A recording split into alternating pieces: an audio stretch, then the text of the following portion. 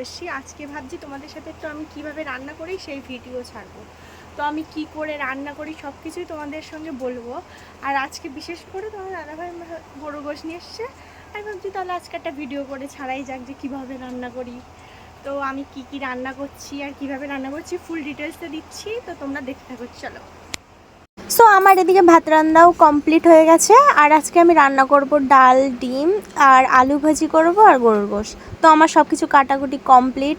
আর ডিম সেদ্ধ করা হয়ে গেছে। আর এদিকে আলু ভাজি বসিয়ে দিয়েছি আর এদিকে ডাল চাপানো আছে। তো দুইটা এদিকে হতে থাক আর আমি ওদিকে গোশটা একটু কাটাকুটি করে নিয়ে একটু সুন্দর করে ধুয়ে টুয়ে তোমাদের সঙ্গে দেখাচ্ছি। আর এদিকে আলু ফালু সব কাটা হয়ে গেছে। আমি না গোশের সাথে একটু আলু না হলে আমার একটু হয় না। আলু থাকলে গোশের সাথে ওই এক পিস আলু হলে আমার হয়ে যায়, আমার বেশ ভালোই লাগে। তো আমি এখনো গোশটা ধুইনি, এবার ধুয়ে নিয়ে এসেছি। তো চলো দেখো আমার ধোয়া হয়ে গেছে। আমি গোশটা ধুয়ে এনেছি, এবার আমি রান্না করব গোশটা। তো এদিকে দুইটা তরকারি হচ্ছে, ডাল আর আলু ভাজি, ওগুলো হবে তারপর রান্না করব। আর ডিম ভাজিও তো করা হয়ে গেছে, এবার মশলাগুলো পেস্ট করব। আর এই যে আওয়াজটা হচ্ছে না, এটা আমি কাটলাম না। এরকম রান্নার সময় এইসব আওয়াজ না থাকলে না ভালোই লাগে না, একটু শুনতেও ভালো লাগে, তার জন্য আওয়াজটা রাখলাম। খারাপ লাগলে কমেন্টে বলো। তো আমি কি দিচ্ছি সেটাও বলছি। প্রথমে তেলটা গরম করে নিয়েছি, তাতে দুটো এলাচ, একটা তেজপাতা আর একটু পেঁয়াজ আর রসুন দিয়ে ভাজি করে ডালে দিয়ে দিয়েছি। তারপর ডালটা গরম করে নিচ্ছি আবারও, আর ডিমগুলোও দিয়ে দিয়েছি। তো তারপর আমার এটা হলেই কমপ্লিট। আলু ভাজিও প্রায় হয়ে যাওয়ার মতো। সো এদিকে আলু ভাজিটাও কমপ্লিট। এবার আমি এটা লাগিয়ে ডালটা লাগিয়ে তারপর গোশটা রান্না করব। কারণ গোশটার দিকে একটু ভালোভাবে মন না দিলে না যদি খারাপ হয়। আমি না সবসময় গোশটা রান্না করি একটু স্পেশালভাবে, কারণ আমার মনে হয় যদি রান্নাটা ভালো না হয় তাও আমি চেষ্টা করি ভালো হবে। আমি তো কিছুই পারতাম না, এখন সব কিছু পারি। তো এদিকে আলুগুলো ভেজে নিয়েছি, এগুলো মশলাগুলো এবার পেস্ট করে নিয়েছি। আদা, রসুন আর ঝাল, আর কিচ্ছু না, এতে এই তিনটে জিনিস একসাথে পেস্ট করে নিয়েছি। তো আলু এদিকে আবার ভেজে নিয়েছি। আর লাস্টের দিকে জিরে আর এলাচ কাঠ, মানে যাবতীয় যেসব মশলা দেয় সেগুলো লাস্টে আবারও পেস্ট করে নিয়ে তারপর দেব। তো এদিকে আমি আবার পেঁয়াজ ঝাল দিয়ে গোশটা রান্না করব। তো ফার্স্টে আমি পেঁয়াজ আর লঙ্কা দিয়ে নিয়েছি, তারপর আমি এলাচ, কাঠ, তেজপাতা আর অল্প জিরে সব কিছু একসাথে দিয়ে দেব। মশলাগুলো এবার সুন্দর করে কষাবো যতক্ষণ না তেল ছাড়ছে। তো এদিকে আমি পেঁয়াজ লঙ্কা একটু হালকা ভাজি করে নিচ্ছি, কারণ ওই যে পেস্ট করে রেখেছিলাম আদা রসুন আর লঙ্কা, সেটা আমি দেবো এবার। এই মশলাগুলো দিয়ে সুন্দর করে কষাতে হবে। যত এই মশলাটা কষানো হবে, যত সুন্দর করে কষাবে, ততই তোমার গোশের টেস্টটা হবে। তো আমি না বড্ড বেশি জ্ঞান দিয়ে ফেলছি, মানে আমার থেকেও তো অনেক ভালো রাঁধুনি আছে, আমিও তো রান্না করতে পারি না। আমি যা কিছু সব শিখেছি বিয়ের পরে। বিয়ের আগে আমি কিচ্ছু পারতাম না, সত্যি কথা। যা কিছু সব বিয়ের পরে শিখেছি। আর তোমাদের দাদাভাই আমাকে বলে দেয়, আর আমি আমার আম্মুর কাছে ফোন করি যে আমি কোনটা কি করে রান্না করব। আর বিশেষ করে এখনকার দিনে না কোথাও ফোন করা লাগে না, ইউটিউব আছে। তো ইউটিউব দেখেও করি আর আম্মুর কাছ থেকে শুনে নেই। তো এদিকে রান্না করতে করতে একটু ঢং মারছি, কারণ ভীষণ গরম লেগে গেছে। তো আমি মশলাগুলো সুন্দর করে কষাবো। তো এদিকে ঢাকা দিয়ে দিয়ে আমি কষাচ্ছি।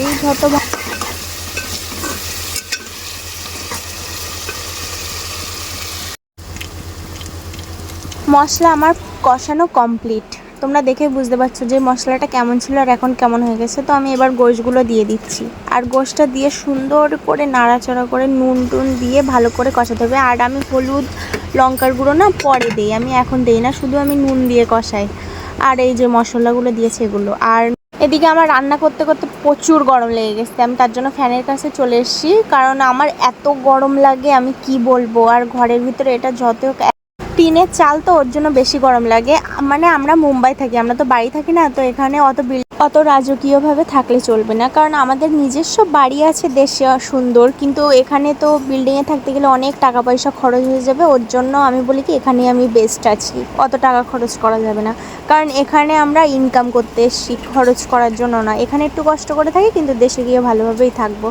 তো এদিকে আমার পুরো জায়গাটা নোংরা হয়ে গেছে রান্না করতে করতে। আমার এগুলো সব পরিষ্কার করতে, আমার রান্না করতে করতে প্রতিদিন এরকম অবস্থা হয়। তো এদিকে আমার গোশটাও কষানো কমপ্লিট প্রায়, আর একটু কষালে ভালো হয়।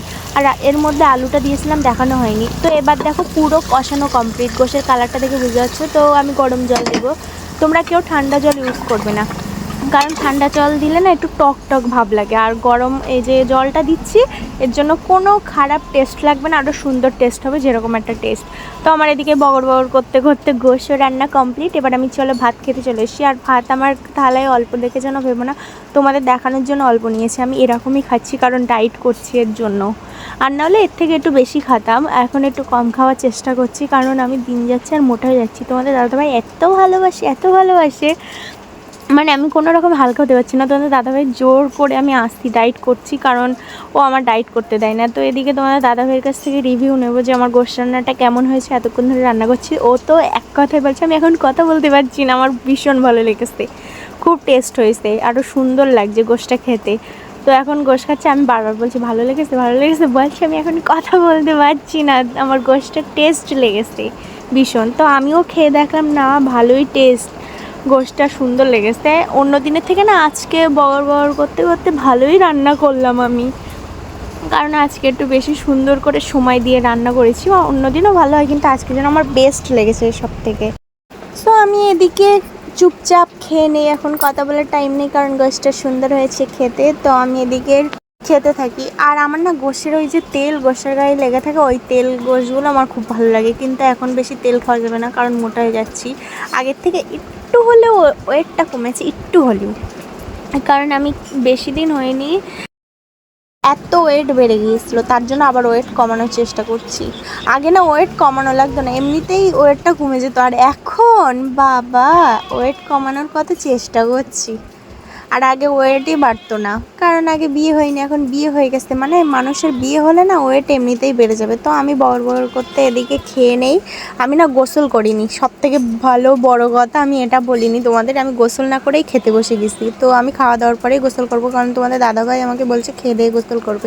তো আমি এদিকে গোসল করে নিয়েছি, দেখো আমি গোসল করে চলে এসেছি, কারণ আমার আগে গোসল করা হয়নি, কারণ তোমাদের দাদাভাইয়ের খিদে লেগেছিলো। আজকে অনেক লেট হয়ে গেছে রান্না করতে করতে, কারণ 2-3 ভাগে তো একা হাতে আমি একটু সামলাতে কমই পারি, কারণ আমি অত কাজ পারি না, তো ওর জন্য।